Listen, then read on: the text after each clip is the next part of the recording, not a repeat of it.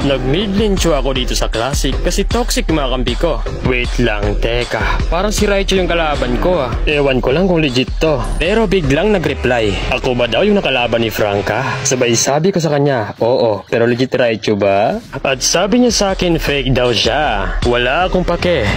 Gusto mo isusunod kita?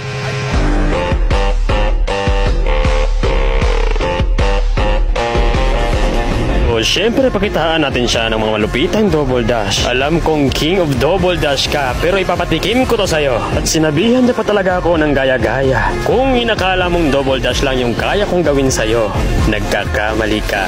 Marami pa kong kayang gawin. So dito tinipihan ko siya at sabi niya tipigads daw ako. Ipapatikim ko sa'yo ang double dash kahit ikaw yung double dash king.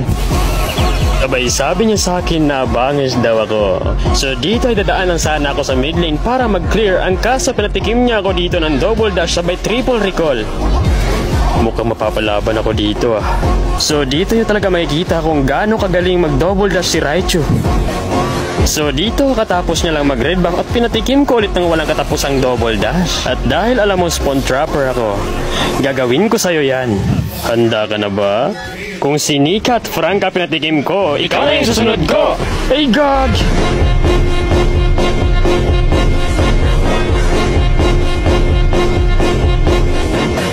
Grabe, nagulat ako sa ginawa niya. Pero Raichu, tandaan mo to.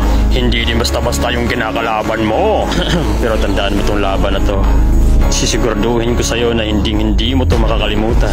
Alam kong kinikilala ka nila bilang double dash king. Pues, ibahin mo ko. Kasi ako yung spawn trap king!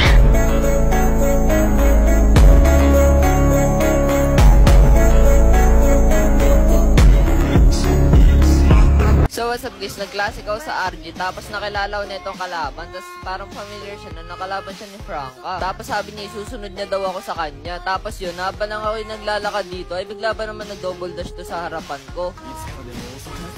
Tapos sabi ko sa kanya, gaya-gaya siya, sabi niya, siya na daw papalit sa akin. Tapos habang papunta ako sa mid dito, bigla na naman ako pre-install, nagulat ako kasi bigla na lang siya sumulpot.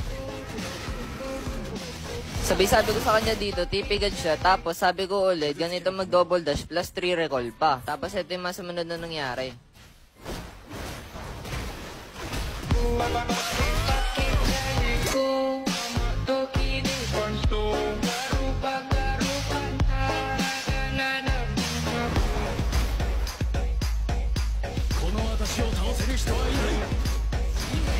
Nahilig mo freestyle. Pakitaan kita tunay na freestyle.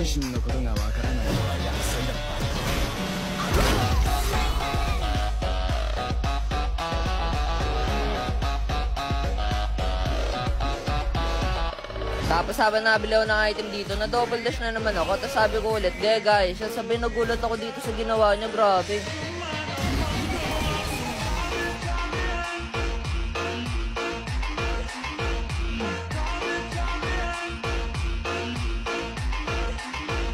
Di pa ako tapos.